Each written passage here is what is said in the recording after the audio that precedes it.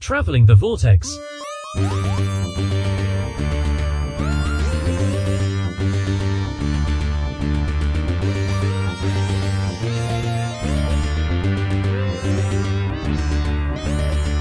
We've joined the Doctor as he travels the Vortex and arrive at episode of 588. I'm Keith. I'm Sean. I'm Glenn. How are you guys? Pretty good. Three Doing well. 3 solid weeks of Doctor Who that we've got to catch up on. Apologies, listener. It's gonna be a jam-packed episode. Yeah, apologies, listeners. We've been quite busy. It's that time of year. Of course, Doctor Who had to come back in the busiest time of year, so we haven't been able to get together to do our reviews, but we're going to try and catch up this week. This week we're doing... they went out of my head again. Yeah, okay. This week we're doing Dot and Bubble, Rogue, and The Legend of Ruby Sunday. Well, let's start with Dot and Bubble. The world of Fine Time seems happy and harmonious, but an awful terror is preying on the citizens. Can the Doctor and Ruby make them see the truth before it's too late? Bum, bum, bum. Yeah, this was a pretty good episode. Yeah, I liked it quite a bit. This was a heart-wrenching episode. The ending specifically. Yes, specifically the ending. Yeah. Which is pretty impressive considering, I would consider the rest of the episode kind of bubbly and light and fairly fluffy. Really? And then, for the most part, there's the exploration of the racism, but also social media and all of the other stuff. But the characters and everything just gives it this candy coating to it that if you want to look under the surface, you can see a lot of darker, deeper stuff. But at surface glance, it's there. But then it hits you and strips away that candy coating at the end and makes you confront it no matter what. Yeah, I suppose I can see where you're coming from. I sort of felt like, number one, I felt like it was pretty intense because despite the fact that this gal was treating the Doctor the way she was and being the way she was, this kind of stuck-up brat, I really I felt for her because I thought it was pretty intense. She had this disability to to put it lightly, I suppose, because of the world she lives in. But I thought it was pretty intense every time she had to progress. I think it gets a little bit light when the one guy shows up and kind of the hero of the hour and is trying to get him out of there. So I think it gets a little light then, but then that takes a massive, turn at that point. And I guess you could argue, to your point, that's near the end as well, where it all kind of starts getting stripped away. So, yeah. but her selfishness and sacrificing him, that was the first, punch in the gut. I didn't want anything to do with her. I thought, you're terrible. You're just a vile person. But then you're kind of in the back of your mind thinking, okay, well, it's self-preservation, so maybe I'll give her a little bit of a pass. And then what she does at the end, it's like, I don't even care about this person anymore. I kind of wish she'd have died way back at the beginning. Yeah, I didn't like her through most of it. And then my dislike of her grew as soon as she killed off Ricky September. I suppose I think that candy coating you're talking about is probably the visuals. Because the visuals are very colorful, bright, and light. So yeah, I would agree with that. And I think maybe I was forcing myself to look underneath the surface more because of that.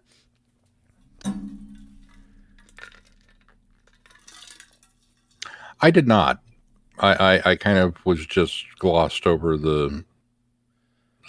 I was right there with the candy floss and wrapped up in the story and went from thinking she was certainly entitled, but just kind of vapid and dumb, to realizing that, oh no, she's just a horrible person and entitled and vapid and dumb, to going, oh no, she's racist and vapid and dumb and probably still entitled. And Yeah. what a horrible, horrible individual. And I'm kind of mad at this episode for making me feel these things. It was just heartbreaking at the end. Yeah. Just, his impassioned plea, let me save you. And knowing that because they are entitled and vapid and dumb, that they're going to go recolonize this planet. That's going to last all of about an hour. Yeah. Right. I mean, go off really, and die immediately. That's just it. That's the real sadness of the thing is they refuse his help only to, drive off to their death. So, I mean, you couldn't walk across the room an hour ago. mm-hmm. And your first hug was a half an hour ago. Right. And yet you're going to go colonize a world. Yeah, good luck with that. And once again, I'm reminded that the Doctor is a much better person than I am. Yeah, because I wasn't all that upset. Because regardless of all of that, he was still willing to save him. Yeah. Mm-hmm. And I wasn't all that upset to know that they're not going to make it. Yeah.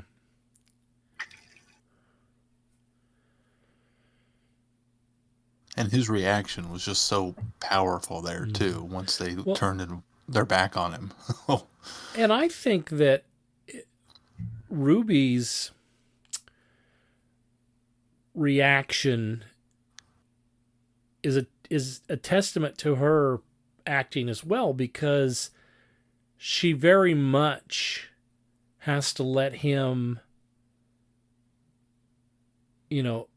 just sort of do what he does and deal with it, how he's dealing with it. And she can't, she's halfway between console him and just kind of let him,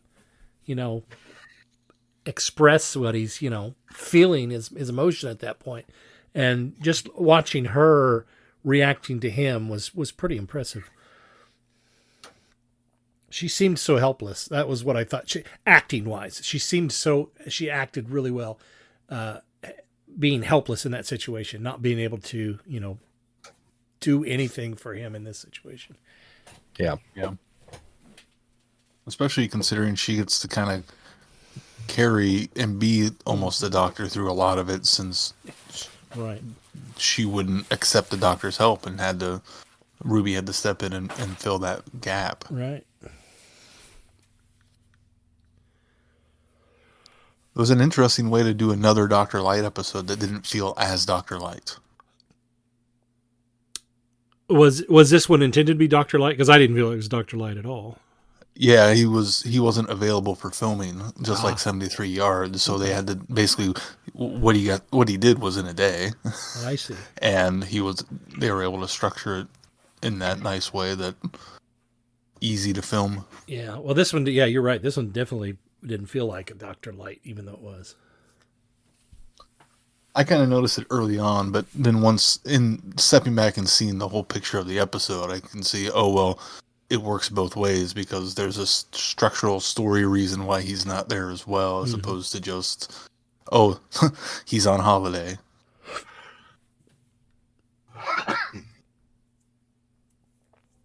Well, you want to move along to Rogue?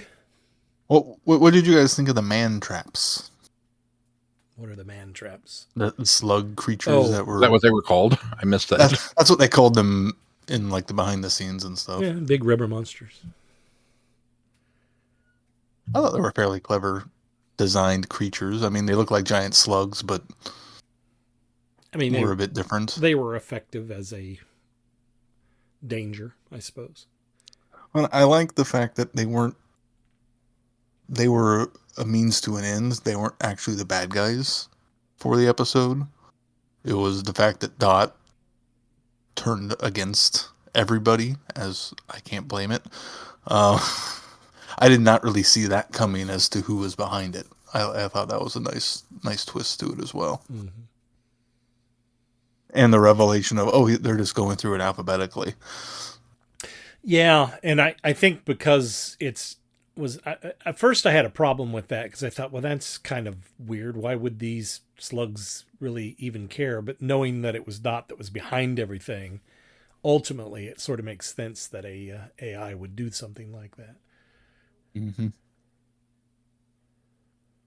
So just another reason not to trust AI. Got it. AI and social media. Mm-hmm. Mm-hmm.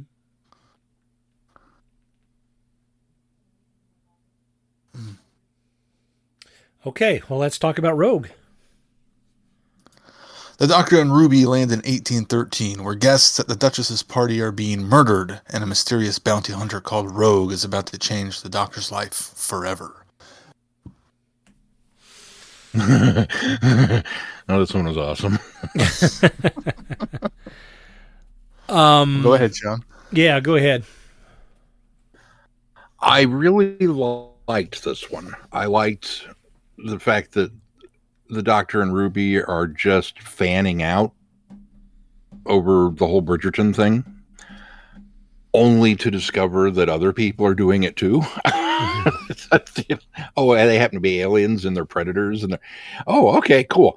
I mean, it opens with a very Doctor Who thing. You know, it's a historical thing, and then there's a lightning bolt and zap and a pile of skeletal bones. Okay, you had me at hello. This is a Doctor Who episode. Let's go with this.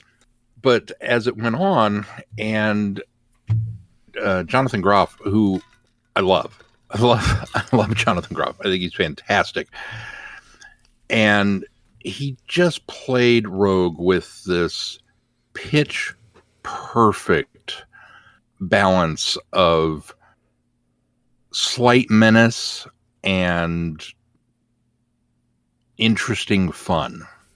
Reminded me a lot of River Song, and I'm not surprised that a romance was inspired and carried through on this, because it just, like, the Doctor apparently has a type.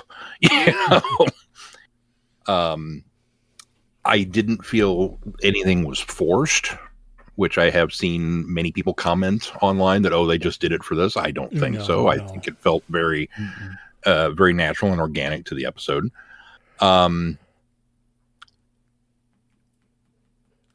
I thought Ruby, just once again cementing herself in the upper echelon of companions, because she handled herself so very well, being without the Doctor for a good chunk of it, to the fact where she kind of outsmarted him. Yeah. And when we got to that point, I kind of kept waiting for the shoe to drop, because the Doctor's just like, I can't do it. I can't do it. I can't do it. And it's like, well, obviously it's not, because if Ruby had been taken over by this thing and turned into a dusty skeleton off camera, that would really kind of suck for all of us. So I don't think that's what's going to happen here. But yeah, and then Rogue sacrifice there at the end, and come find me, and you mentioned Ruby kind of feeling helpless and not knowing what to do for the Doctor in the previous episode. Same here, yeah. And the same here, to the point where it's just, come here and give him a hug. Right. Because sometimes that's what you can do. And yeah, I loved it. I loved everything about it. I was pretty much meh on it for the most part. I thought the trappings of it were kind of, oh well. Where it shines is the Doctor and Rogue. Anytime that they were together, anytime that they were developing those characters, that was great. I loved the performances of both of those guys. I loved the story between them. I loved the romance. I loved all of that. But everything around it seemed very weak to me. I thought the Bridgerton thing was a bit cliche. I mean, just that's what's popular now. So it was just one of those things. Yeah, I mean, the cleverness of, they're, fanning over it, and of course, so is you referencing the fact that it's Bridgerton, right? And they're fanning over it, and like you said, somebody else is too. I absolutely thought the villains were uninspired. I don't know why we had to have bird people. They could have been anything. Now we get to the point of Glenn's complaint. Well, I mean, they were just... Here's the crux of the argument. Well, and they were it's an anthropomorphized bird. They were very two-dimensional, too. There wasn't much to them. I mean, they're just... They take over bodies for this want of drama. It was just, okay. So that was kind of lame too. But and then my other problem with it was the end. I didn't seem like if he could push her out of it, it seemed like the sacrifice was a little bit not empty. I'm glad that he went through with that. I loved that he was doing to do that for her and for the doctor. And then him saying "find me," I thought was cool, but the mechanics of it didn't seem to work because it didn't seem she was stuck in there, but he could push her out. But why couldn't he just push her out and him, keep the momentum going and get him out? It didn't The really. point was it kept six people were locked into it, And it and had to he be had to six. take her place, and it had to remain six people. So why? I because that's how it was programmed. Yeah, but why can he push her out and take her place if they're locked down? It just that didn't make any sense. Why it's like if he would have been able to explain it that he was able to take the lock off first before he did, or just there was something missing there that just didn't seem like a spatial displacement would fix it. That just didn't seem to make any sense to me. I kind of look, it's a bounty hunter tool that usually only holds one in and of itself. Well, that seems rather limiting if you're a bounty hunter, Mm-hmm. So yeah, I didn't care.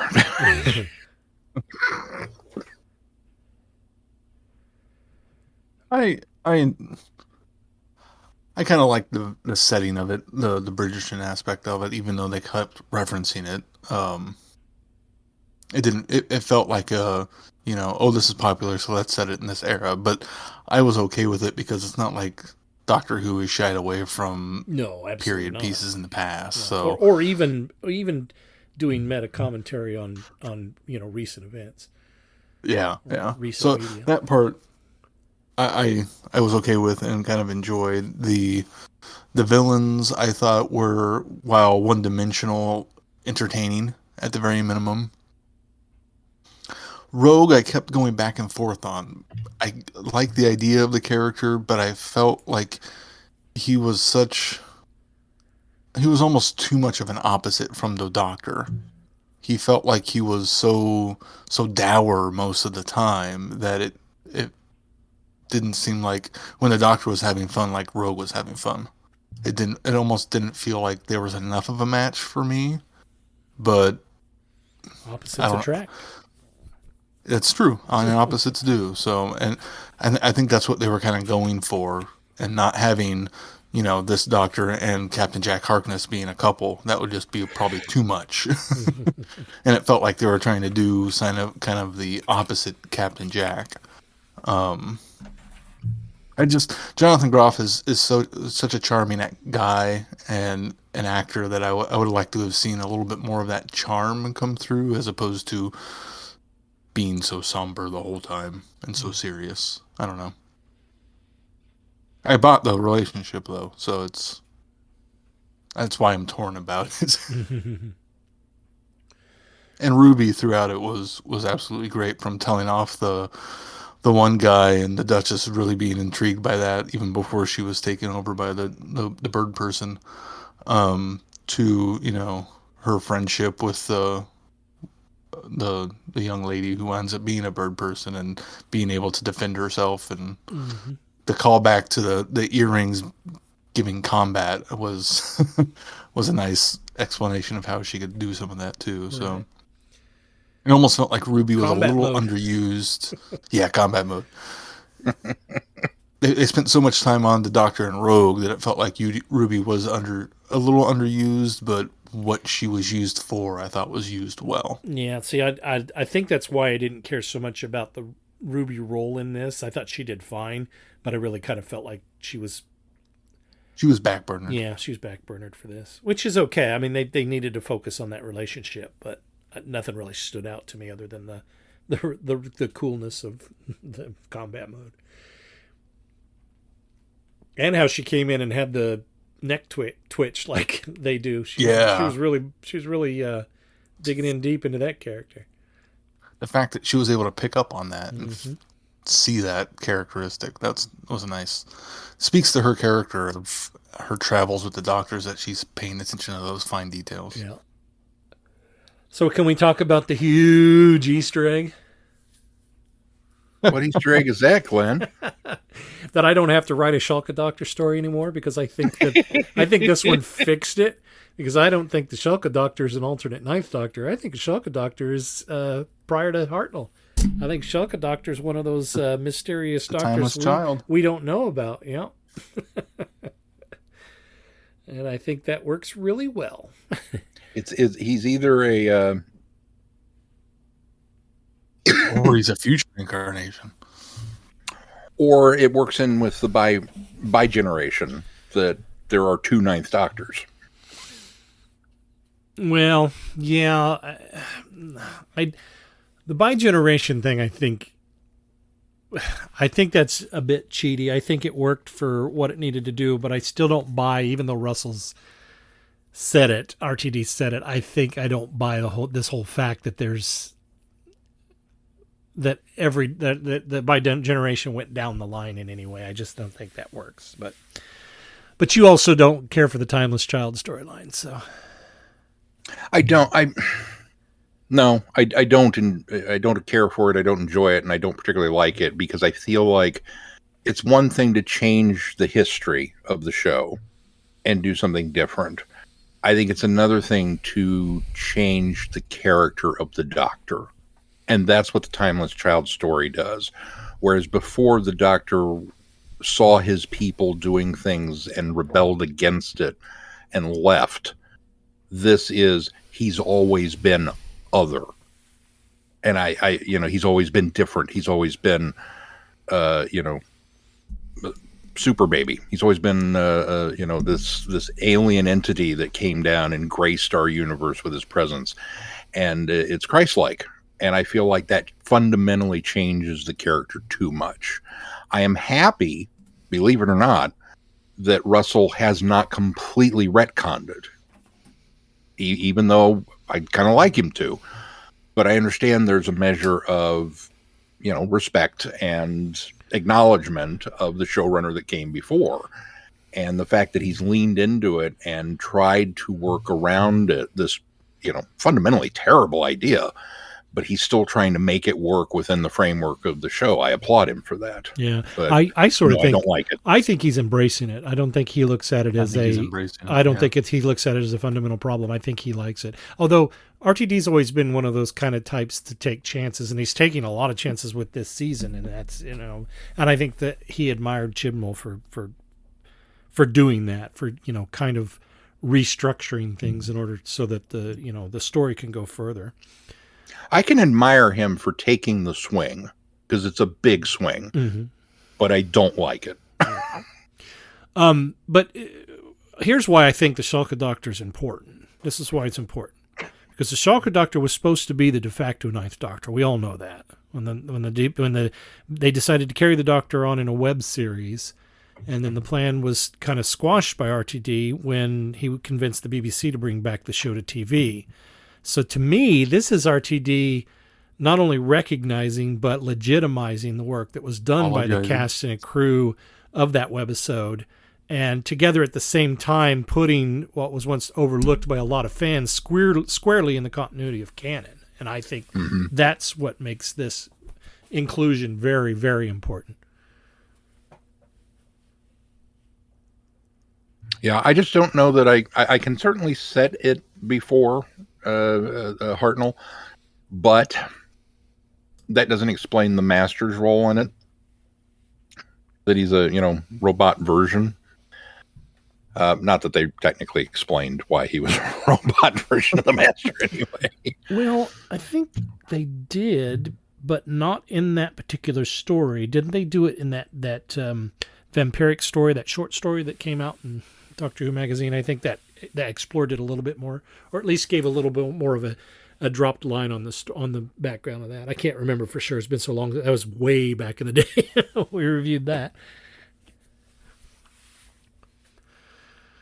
I don't remember. Yeah, I thought we were. I'd have to go back and look it up.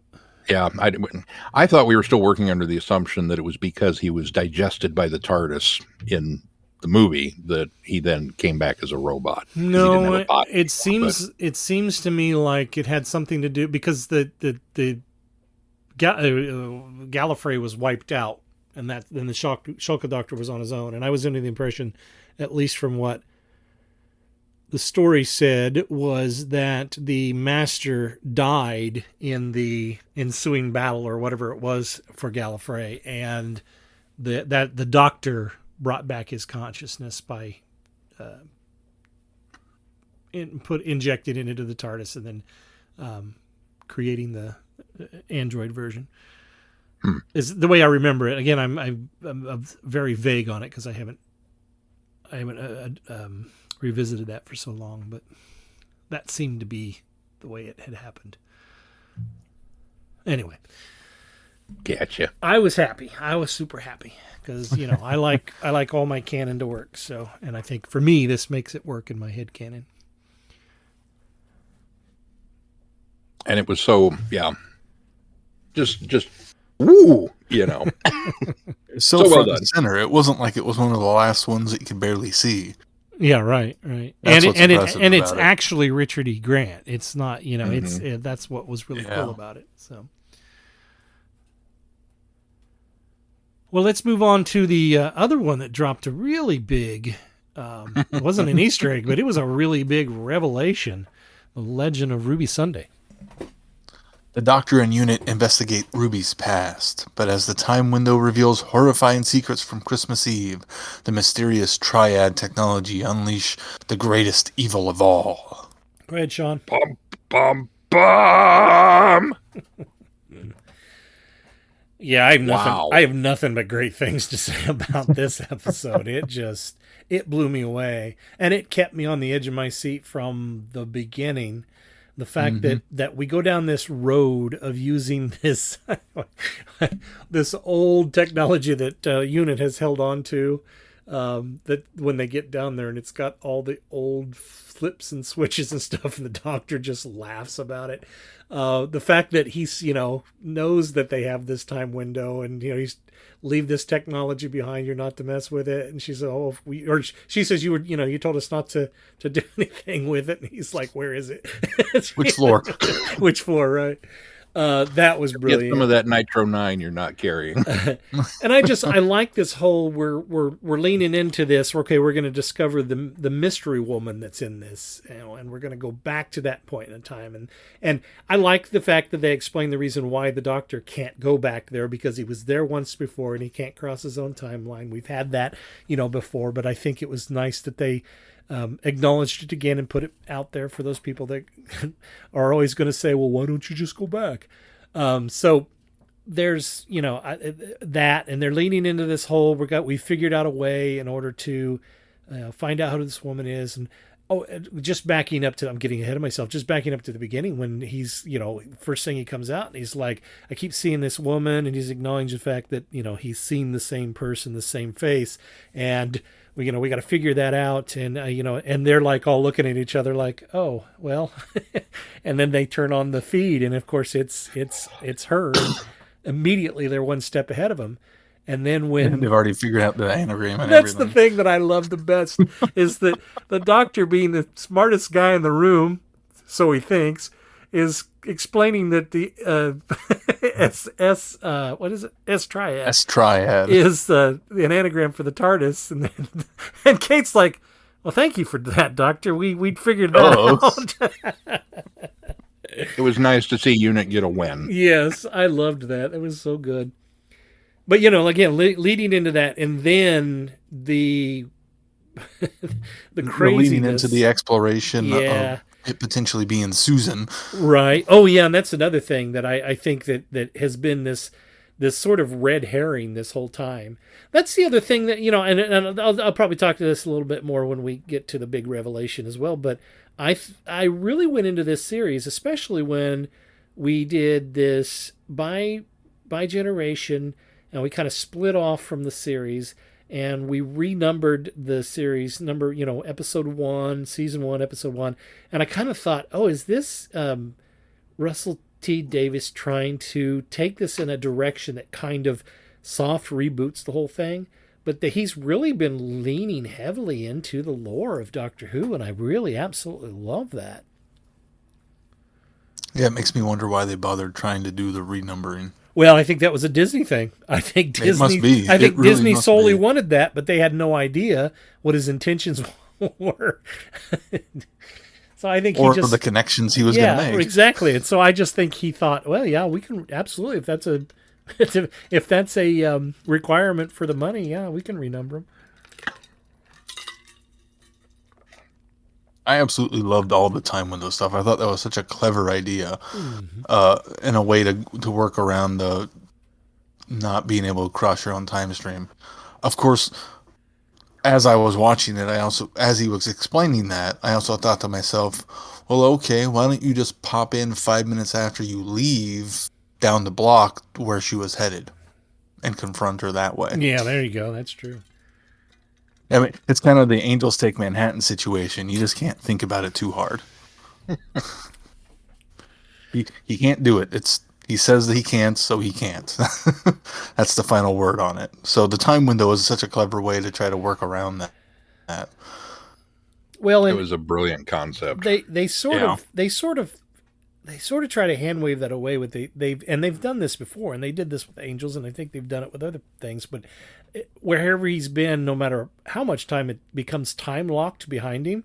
Which, okay, that's a great explanation, except for when it's not a problem and you do go back into that Yeah. same time. You know, it just doesn't always work because it's not consistent. Well, this is obviously, It's obviously a very important situation that makes itself time locked. Right. it's right, always possible until we don't want it to be. right until it can't be. Right.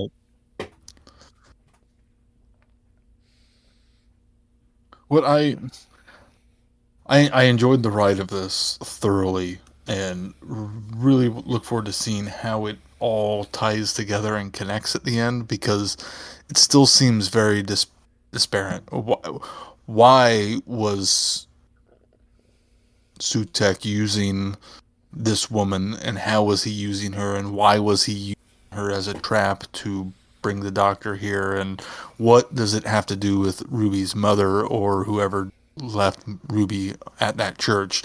I need more answers and more tying of things together before I can truly come to a conclusion of how I feel about the story in general. Yeah. But the ride on it was absolutely phenomenal. Yeah, so let's touch a little bit on this, because we were discussing it among my family, and we had originally kind of got the impression that that Sutek had latched on. We're going there. Sutek had latched on to the TARDIS at that time that it was manifesting in the time window when we saw that happen, and we kind of thought maybe that was when. But then that didn't really make a lot of sense, because then, why was this happening? Also, they had mentioned that the TARDIS kept making this familiar groan that was consistent through the series, and it happened it happened in Rogue, and he said it was indigestion. It happened in the Devil's Cord when they came out on the street, Abbey Road. It did it, but it also did it once in Wild Blue Yonder.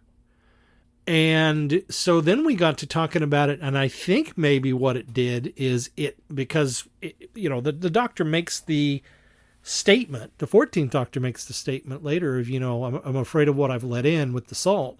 And so I think that's where Sutek, latches into the TARDIS at that point. And I think that's when Sutek gets on board. I think, I agree. I think it's been hitching a ride the whole time. Yeah. I just want to know why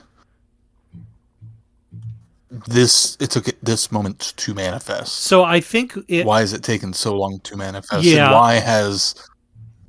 why have we come across Susan Triad throughout time? There's still a lot of unanswered questions just by saying, look, here's Sutek. Right. It doesn't explain absolutely anything. It's a great, oh wow, they brought Sutek back. That's amazing. That's awesome. But you haven't answered any of my questions. Yeah, no, that's certainly true. And I think they need to address that specifically in the next episode. Unimportant. Well, sort of yes, because Susan is she's a vessel. I mean, Sutek needed a vessel in Pyramids of Mars as well, so he utilized bodies in that in order to make his presence clear on Earth, because he's trapped underneath this pyramid that Horus had trapped him in on Mars. So she's obviously a vessel, but yeah, I don't think there was enough of a explanation for why he keeps seeing her through time, except for the fact that it may have just been a projection, because Sutek's been there obviously everywhere that he's been as well. So, Right. Well, and we don't know, even if Sutek, as we believe, hitched a ride on the TARDIS in Wild Blue Yonder at that moment. We don't know what Sutek hitching a ride on the TARDIS would have affected, or how it would have affected. mm-hmm. So maybe it's a reverse engineered cause and effect, or effect and cause, where it's not until we get to that moment where the Doctor has landed in this time frame and, oh, here's this woman, and Sutek grabs her, but then it echoes backwards along the TARDIS's flight path. Well, I mean, any number of things is possible with the way, okay, we're going to bring him back. Okay. You kind of have to just, if you're going to go down the rabbit hole of, well, how does this work? I mean, yes, don't get me wrong. I want an explanation just like you guys do. But I think you're going to wind up with a timey-wimey kind of, and that's how it happened. Oh, and that's okay. I just want them to try to at least give us some nugget to explain it, right? Yeah, in some way. I'm the same way. As long as I just get some little glimmer of why. Yeah, and it's been too big of a plot point and too big of a mystery. It's for them, I feel like, not to just go, it doesn't matter, Sutek's back. Right. You've laid this groundwork way back from Wild Blue Yonder. You've got to, because that's the first time we saw her. Yep. We've got to at least have some sort of payoff there. Right. And the other, I assume that this was kind of a universal across the board. After I picked my jaw up off the floor, after I resigned myself to the fact that we weren't getting Susan, I immediately went and grabbed Pyramids of Mars. Yes, I've did the started same. rewatching it as well. Largely because I had to explain to everybody, this is the guy. And Mel was like, oh yeah, I remember him. Yeah, this is the... So I thought what was crazy was when it was Harriet Arbinger. I should have seen that coming. Another Harbinger. Yeah. Yep. When she starts announcing the arrival, and the anagram is doing the thing, and even before they got to the Sue and Tech, it clicked for me just moments before, and I jumped to the edge of my seat and I said, "Oh my God, it's Sutek!" And everybody's looking at me like, "What?" And then of course it does the little Sutek thing, and I was like, "Oh wow, they went there. That's incredible." And I was the same way. My jaw was on the floor. Talk about an M. Night Shyamalan twist. So you could not have remotely seen this one coming. So Keith, you're watching Pyramids. I'm halfway through. Have you seen that, for lack of a better word, that time gate that in the sarcophagus that has the colors and the Doctor? You know what I'm talking about? Yeah. Do you guys remember the very beginning of the season, one of the very first posters we had of the Doctor, the 15th Doctor, and it's that swirly colors in the background? Oh, it is. You think that's been a hint all along? Wow, that's... Russell's You been are playing. so totally right. Russell's been playing the long game. Yeah.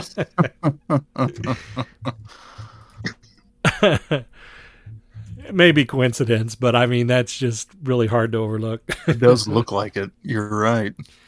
Oh, and so he's reaching out, you see the almost hieroglyphs on his fingernails too.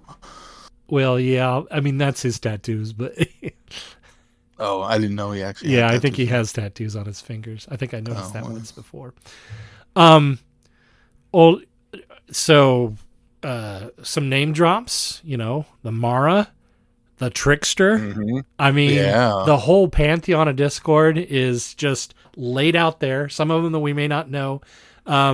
However, the three, and I can't remember how she said them, but there's three that she says Threefold together. deity of malice, mischief, and That's misery. got to be the gods of Ragnarok, right? That's what I thought Yeah. too. Okay. That's what the first thing I went to was okay. That's the gods of Ragnarok because you wouldn't have done them in threes that way if you weren't trying to imply that that was the case. Yeah. So, the official podcast guys talked about this as well. Do you think Sutek is the ultimate he who waits? Or do we still have one more coming? I think this is it, and the reason I say that is because they frame it in the sense that Horus is the father of the pantheon, so that everybody else is below him.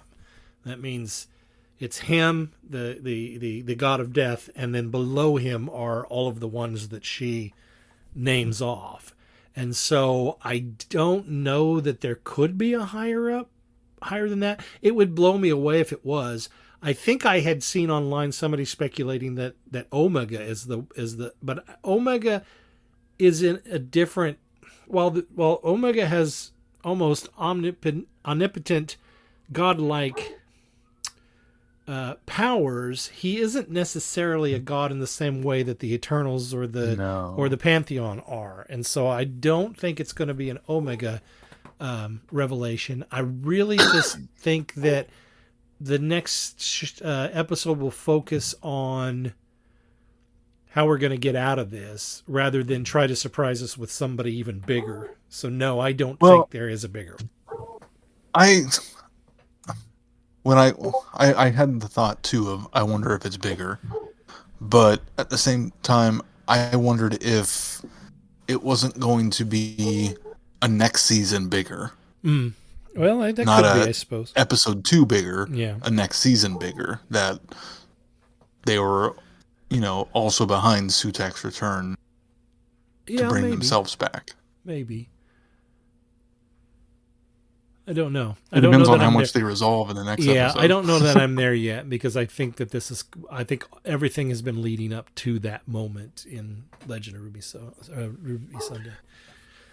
The other thing Well, and that has to be that we don't know about is Mrs. Flood. I mean, she was being very, Yeah. suspicious there when she was watching Cherry Sunday, and She so obviously knew something was happening. right, she knew he was coming.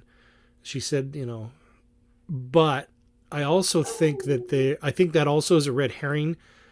She broke the fourth wall in the first 15th Doctor story. She told or she says, "What have you never seen a TARDIS?" I mean, so there's something about here, but I think it's going to be a switcheroo. I don't think that she's necessarily in league. I think that they're going to turn it around, and she's actually going to be a good guy. I think she's going to be part of the Protecting Ruby or solution. something. Yeah, yeah. And I've seen it, said that maybe she is Ruby's mom. I don't know if that's going to be the case, but if she is powerful, then that would mean that that's a reason why Ruby exhibits these, very lightweight powers that she has that haven't been explained yet. But like making it snow, I guess, is really her power. Yeah. there's a bit of weight, I think, given to the idea that the Sutek is the one who waits. When you go back and watch Pyramids of Mars, and they talk about the length of time that he's been imprisoned in the Eye of Horus, waiting to get free. And then once he escapes and gets into the time tunnel, the Doctor's solution is to move the event horizon essentially forward so that he never reaches the end of it. Right. So he's still waiting to get free.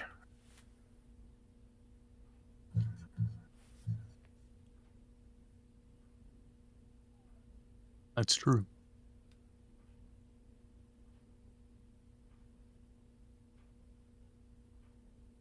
It was so good to go back and watch that episode again anyway. Yeah, oh, absolutely. I enjoyed it so much. Now, you said that, this immediately gives you the idea that, okay, I know which Tales of the TARDIS is coming. Mm-hmm. Yep. But they've confirmed that now. Oh, they have confirmed it. Yeah. They have officially confirmed it. Right. Dropping tomorrow, 6:20. They will UK time. will be the Doctor and Ruby in Tales of the TARDIS with Pyramids of Mars. Yep. So And it's basically the Doctor explaining to Ruby. Yeah, it's the Doctor what and Ruby happened. that will be bookending it. Okay, so he's gonna tell her this is what happened. I suppose, yeah, that's how they couch it. And I remembered this back when they announced this. I remembered a promotion or a production still of them in the memory TARDIS, and I remember at one point somebody bringing up, well, why are they in the memory TARDIS? And then people said, well, it's probably it's a production photo, so it's probably just publicity shot and not necessarily tied into anything. But clearly, it is tied in. It is. Unfortunately, it did somehow leak, or there was somehow speculation, because the article I saw before they officially announced the Tales of the TARDIS of what it was going to be, the article I had read speculated that it would be Pyramids of Mars. So when it wound up being Sutekh, I wasn't as Oh, you mean surprised prior as it should have to been. Legend of Ruby Prior Sunday? to. Oh, okay. Yeah. Okay. That article I shared with you guys, thankfully you guys didn't read the whole thing. No, I didn't. No, yeah. It's really cute that you think I read things you send me. I do sometimes. What happens is if you send it and I'm not busy, I click on it and read it. But if you send it and then I'll just read the headlines and then I'll move on because I'm busy and then I'll forget to come back to it. So. Well, and had my message sent like I had intended, you wouldn't have needed to, because you would have gotten the essence of what I was trying to say without potentially spoiling anything. Right.